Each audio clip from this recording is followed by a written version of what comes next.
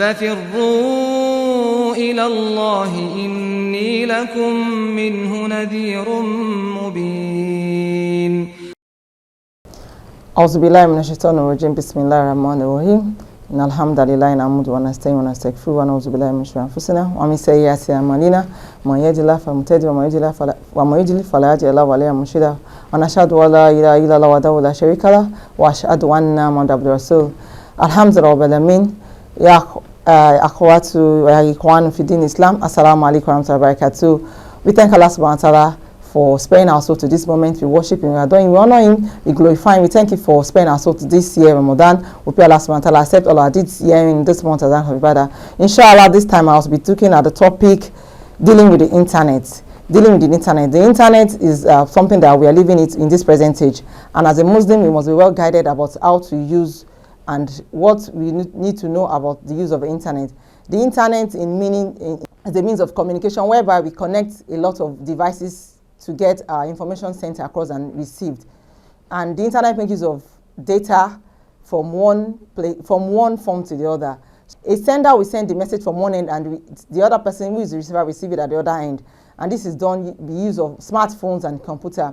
Before now, human beings, we send messages across to ourselves because we are social animals, we are social beings, and such that we want to communicate with ourselves. So the internet has come to experience to bring about a change of how we deal with ourselves in communication. And as Muslims, we are not left out to use this mode of communication because we are in this world together and we live in the social environment as well. So the internet, as like I said, for the fact that it comes to use our communication does not mean that it's the only source of communication. We still have the other forms of communication that we must also use as Muslims, and that is our one-on-one conversation with people.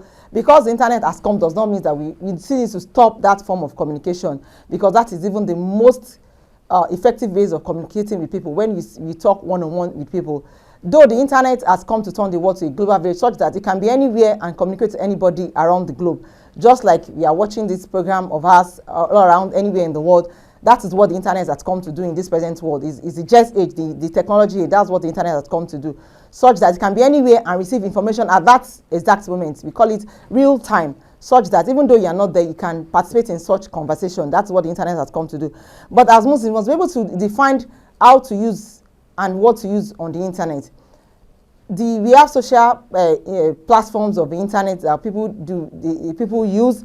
The social media is a very major example, such that we have the messaging app, the WhatsApp, the Facebook, the Twitter. Then we also have the shopping platforms, such like in Nigeria we have the Jumia, Konga, Amazon abroad, and things like that. Other shopping platform like that. Then also we also have the video forms of the internet, such as the YouTube, the Netflix, and various other forms like people use.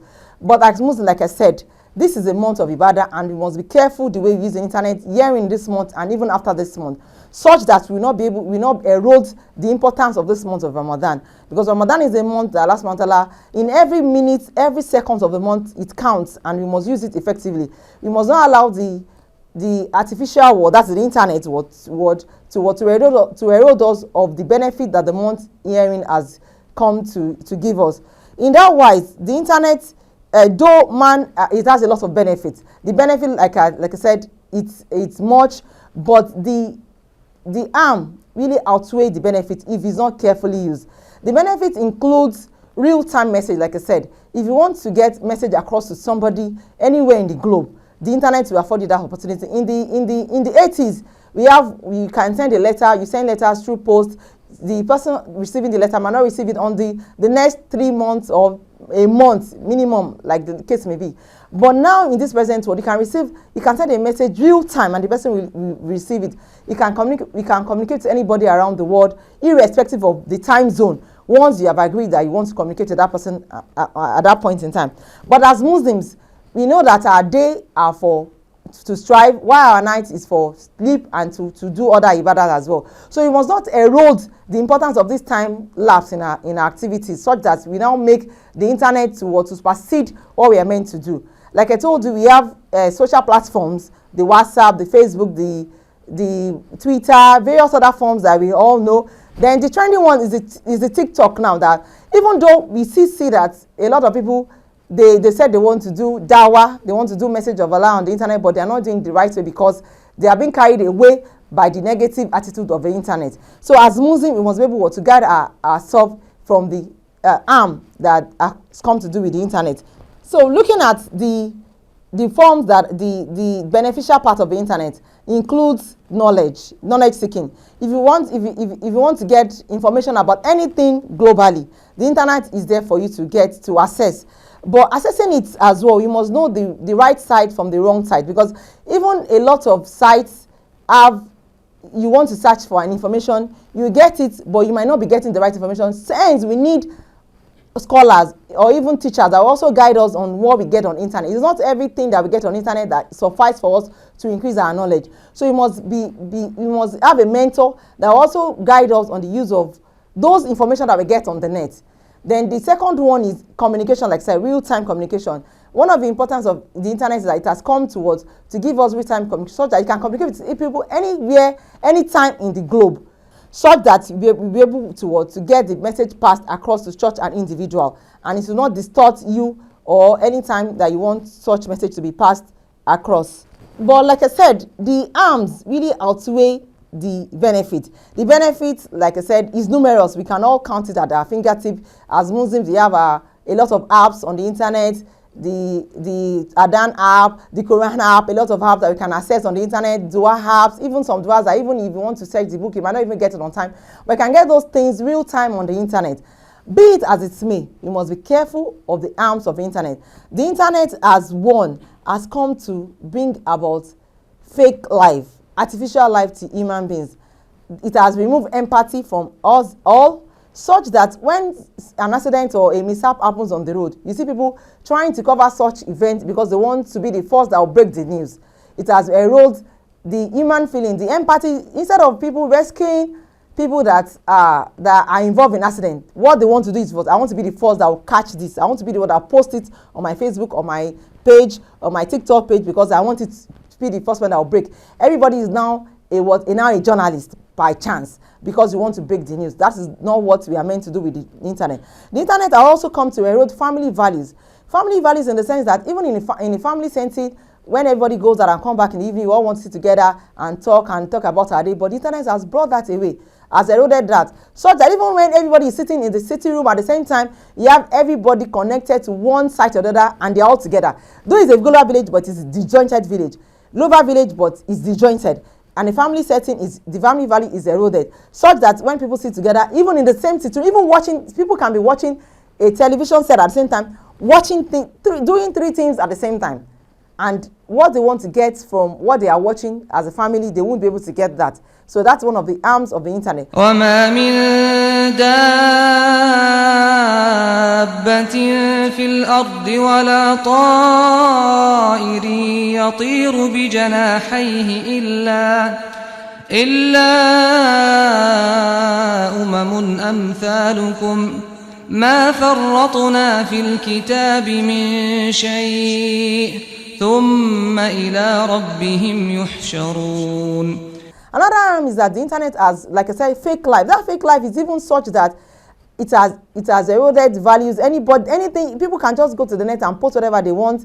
Somebody might just wake up in the morning, you might not have a bath, just do some makeup and come. I've just taken my bath, I've just eaten chicken and rice and this and that, and bringing depression to the other person that is trying to watch that such a show. Addiction is the major form of disadvantage of the internet, because once you start, you stick. Once somebody starts the use of internet and is not conscious and conscious about the use of it, such a person become an addict. An addict in the sense that you want to do everything and you want to post it. You wake up in the morning, the first thing you do is that you check your phone. The next thing, before you go to bed, you check your phone.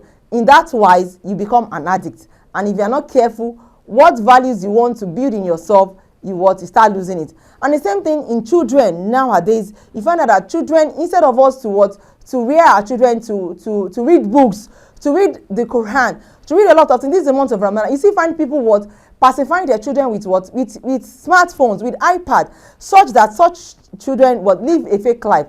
Children nowadays are disjointed because they have they have instant gratification with the use of internet. Instead of it to pacify a child when a child is crying as a mother, what to do, you give a child the iPad and the child becomes gratified instantly. So that over the years, if you're not careful, pains will be, people will want what we don't want to live a life of process. Human beings, we are people that are wired to live through life of process. But because with the use of internet, we want to receive instant gratification, instant solution to our problems, because we felt that once I check on the YouTube, if I check this, I'll do this. People no longer want to use their brain to think.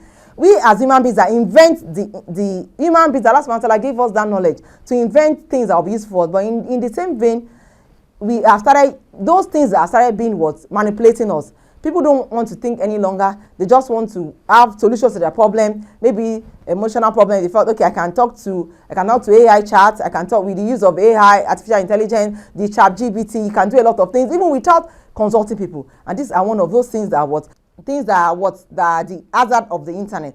Then also, like I mentioned, the health hazard. The health hazard for the user. Somebody that is on the internet from the morning before you sleep is the phone that you touch. It has, by the time you wake up, that's the first thing that you check. We want to do this, we want to do that.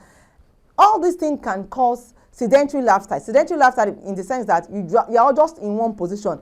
With the advent of after the COVID-19, people started, we have a lot of work from home, and such person might not even engage in physical exercise that will keep the body strong, that will keep the soul strong. So we need to discern the line when not and when to use the internet. And especially now that we're in the month of Ramadan, you must be careful of the way you use the internet, because you want to source information from the net does not disturb you from doing those obligatory tasks that you meant to do in Ramadan, our salat, our other ibadah, our Quran reading, our sadaqah, those things as well. You must be able to do it in doing this month of Ramadan and even after end, because we want to be Muslims forever in our life. We don't want to be Muslims that will be cornered by just something that just came out of a sudden. The message of Islam has been there even before now, over 14,000 years ago, and those messages will continue to live even after us. So we must be wary of the way we use the internet, such that we don't allow the internet to use us, but we use it effectively so that we can bring changes in our life and the world at large, so that we can be that examples of that Muslims that people will see and emulate in various aspects of our life.